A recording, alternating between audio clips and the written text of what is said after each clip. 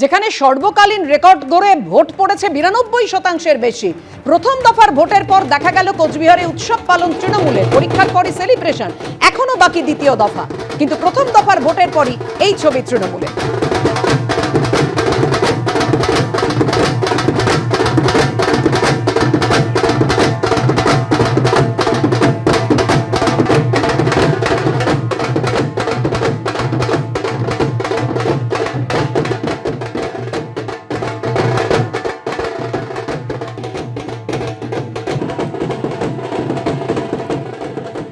এটা আমাদের যে পার্সেন্টেজ অফ পোলিং বেড়েছে তাতে এসআইআরে যে নাম কাটা গিয়েছিল, নির্বাচন কমিশন যে নাম কেটে নির্বাচন করতে এসেছিল সেইটার যে একটা সংকট তৈরি হয়েছিল, সেটা বাড়তি ভোটিংটা, বাড়তি পার্সেন্টেজ অফ পোলিংটা, সেটা সেই সংকট কাটিয়ে দিয়েছে।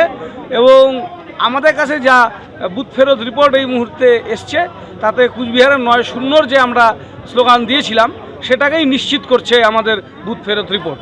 তাই তাতে আমরা মামাটি মানুষের চতুর্থবারের সরকারের প্রথম খাতা কুচবিহার থেকে খুলে দিলাম। এসআইআর এর পর প্রথম দফায় ভোট পড়ল রেকর্ড 92%-এরও বেশি। সবচেয়ে বেশি ভোট 95% পড়েছে কোচবিহারে, দক্ষিণ দিনাজপুরে, এবং এখনো পর্যন্ত সংখ্যাটা আরো বাড়তে পারে, যেমনটা আমাদের প্রতিনিধি জানাচ্ছিলেন আপনাদেরকে। এই যে বিপুল পরিমাণে ভোট পড়ছে তা নিয়ে অমিত শাহ তিনি প্রচার করেছেন, রোড শো করেছেন, তিনি কি বলছেন দেখবো একবার।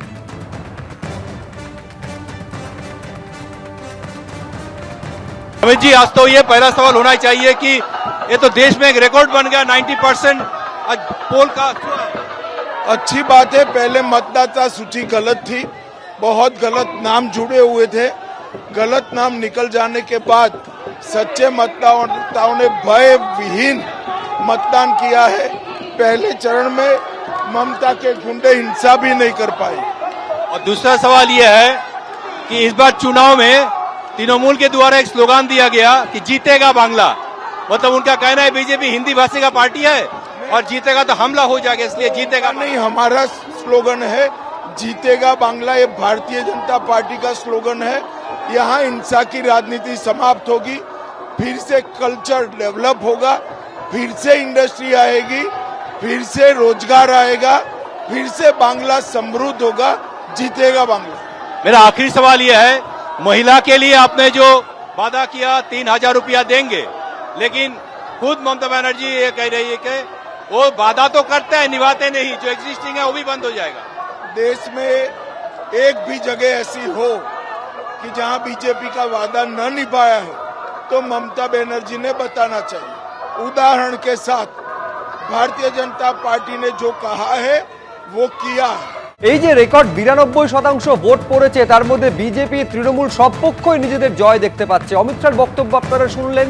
মমতা বন্দ্যোপাধ্যায় তিনি বলছেন 90 লক্ষ লোকের নাম কেটেছে, যারা ভোট দিত না তারাও ভোট দিয়েছে। কি বলেছেন দেখুন। নাম কেটেছে, তা সত্ত্বেও দেখো যারা ভোট দিত না তারা আজকে ভোট দিতে রাস্তায় নেমেছে। আর ওই ভোটে আমরাই জিতবো, অন্য কেউ নয়। বললে চালাকি, দেখবে ভেলকি। অর্থাৎ প্রথম দফায় ভোটের হার নিয়ে, এই রেকর্ড সংখ্যক ভোট পড়া নিয়ে দাবি পাল্টা দাবি। কিন্তু এই রেকর্ড সংখ্যক ভোটদানের সম্ভাব্য কারণগুলো কি কি, কথা বলবো। আমাদের সঙ্গে রয়েছেন আমাদের প্রতিনিধি অতনু হালদার। অতনু, দেখো, রেকর্ড সংখ্যক আমি তোমাকে বলছি যে গত লোকসভা নির্বাচনে 2024 সালে এখানে আমাদের রাজ্যে ভোট পড়েছিল প্রায় 80%। আর আজকে তার 2 বছরের মধ্যে বিধানসভা নির্বাচনে তার প্রথম দফায় ভোট পড়ছে 92%, মানে 12%। শেষ লোকসভা ভোটের তুলনায় তুমি যদি দেখো তাহলে 12% ভোট বেশি পড়ছে। এবং তুমি যদি, আমি যেটা বলছিলাম আগেও, যে 2011-র তুলনাতেও যদি দেখো যে যখন 85% মতো ভোট পড়েছিল, এবারে দেখা যাচ্ছে তার থেকে 8% বা 7% মতো বেশি ভোট পড়ছে।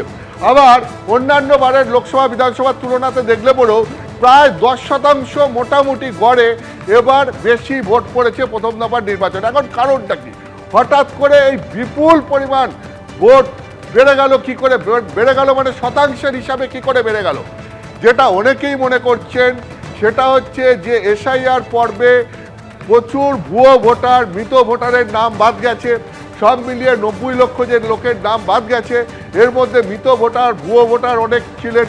ফলে এই যে ভোটারের নাম বাদ গেছে, এর ফলে যেটা হয়েছে শতাংশের হিসাবে ভোটদানটা বেড়ে গেছে। তার কারণ এই ভোটার লিস্ট থেকে একটা বড় অংশ মৃত ভোটার এবং ভুয়ো ভোটারদের নাম বাদ যাওয়ায় সেইখানে শতাংশের হিসাবে ভোটদানটা বেড়ে গেছে। এটা এক। দুই হচ্ছে এসআইআর পর্বের পর মানুষের মধ্যে ভোটদান নিয়ে একটা অন্যরকম আগ্রহ তৈরি হয়েছে, ফলে দলে দলে তারা বুথে ভিড় জমিয়েছেন। দ্বিতীয়ত হচ্ছে এসআইআর পর্বের পর মানুষের মধ্যে একটা উদ্বেগও কাজ করেছে, ফলে ভিন রাজ্য থেকে পরিযায়ী শ্রমিকরা থেকে আরম্ভ করে যারা বাইরে ছিলেন বা যারা সচরাচর ভোট দিতে যেতেন না, তারাও এবারে গিয়ে বুথে ভিড় জমিয়েছেন। এবং সবথেকে বড় কারণ যেটা, সেটা হচ্ছে ভোট হয়েছে শান্তিতে। আজকে সকাল থেকেই সেরকমভাবে কোথাও কোনো অশান্তি হয়নি, কোনো বুথে তো কোনো অশান্তিই হয়নি, কারণ সেখানে পুরো কেন্দ্রীয় বাহিনী বুথ কন্ট্রোলে রেখেছিল। ফলে বুথ পর্যন্ত কেউ পৌঁছাতে পারলে তার ভোটদান নিশ্চিত ছিল, বুথে গণ্ডগোল হয়নি। এবং তারপরে আমরা যেটা দেখেছি, বিক্ষিপ্ত কয়েকটা ঘটনা ঘটলে পরেও বুথে যাওয়া পর্যন্ত ভোটারদের সেরকম কোথাও কোনো অসুবিধা হয়নি, অর্থাৎ বুথ পর্যন্ত ভোটাররা শান্তিতে যেতেও পেরেছেন। ফলে এই যে শান্তিতে, পুরো মাত্রায় শান্তিতে ভোটদান হয়েছে, এটাও ভোটারদের মধ্যে একটা উৎসাহ জগিয়েছে। ফলে দলে দলে মানুষ গিয়ে বুথে ভিড় জমিয়েছেন এবং ভোট দিয়েছেন, একটা উৎসবে পরিণত করেছেন ভোটদানটাকে। এর ফলে শতাংশের হিসাবে বিরাট বেড়ে গেছে। তাহলে আমি আবার যেটা বলছি, মূলত দুটো কারণ যেটা বিশেষজ্ঞরা বলছেন সব কিছু দেখে। এক হচ্ছে এসআইআর পরবর্তী ভোট এটা, এবং সেই কারণে মানুষের মধ্যে একটা আলাদা আগ্রহ তৈরি হয়েছে এবং সেই মতো মানুষ গিয়ে দলে দলে বুথে ভিড় জমিয়েছেন। এবং দ্বিতীয়ত হচ্ছে ভোটটা যেহেতু শান্তিতে হয়েছে, মানুষের মধ্যে যেহেতু ভোটকে নিয়ে কোনো আতঙ্ক তৈরি হয়নি, ফলে সেটাও মানুষের বুথে ভিড় জমানোর একটা কারণ। এর বাইরে আরও কিছু রাজনৈতিক কারণ থেকে থাকতে পারে, সেটা ভোটের ফল বেরোনোর পরই বোঝা যাবে যে এর পেছনে রাজনৈতিক কোনো কারণও রয়েছে কিনা। ধন্যবাদ অতুল। এবিপি আনন্দ, এগিয়ে থাকে, এগিয়ে রাখে।